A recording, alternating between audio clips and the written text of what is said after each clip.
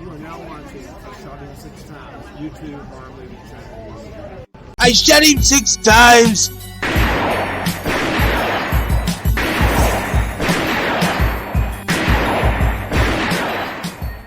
What's going on, horror fanatics? Welcome to I Shot Him 6 Times YouTube horror movie channel. As you know, I'm your host and creator of the channel, Marcus. If you have not done so already, please shoot this video a like. It helps out with the YouTube algorithm a ton. As well as if you're a new viewer to this channel, please shoot that subscribe button as well as that notification icon so you get all the latest content updates to the channel.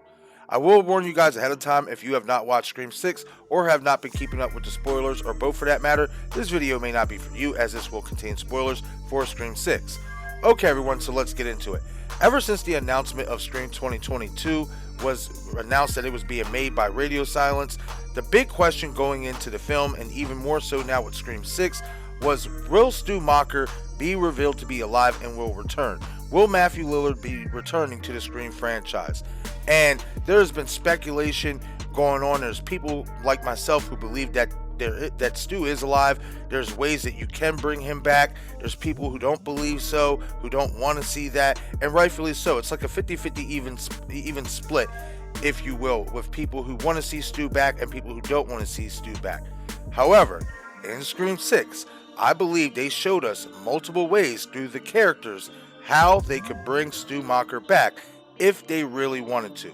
Let's dive in, shall we? The first character to show us that Stu Macher could be alive in the Scream franchise is Quinn Bailey. If you watch Scream 6 or have been keeping up with the spoilers, then you know Quinn was a roommate of the Core 4 who would turn out to be 1/3 of our main Ghostface killers revealed. But how does this character show us that Stu Macher could be alive? Well, in the film, you see her fake her death in the apartment scene, which led many to believe that she was a goner before her shocking reveal at the end. Quinn faking her death is something fans who believe Stu Macher to be alive have been saying about him for quite some time, as many fans believe Stu faked his death after the events of Scream 1996, and after seeing Quinn stage her death in Scream 6, it only pours more gas on the fire that Stu Macher did the same. The second character in Scream 6 who showed us Stu Macher could be alive is Scream 4 fan favorite Kirby Reed, who was thought to be dead, and which she did for 4 minutes as she told Tara Carpenter in Scream 6, only to be revitalized by doctors and survive her stab wound she got from Charlie Walker.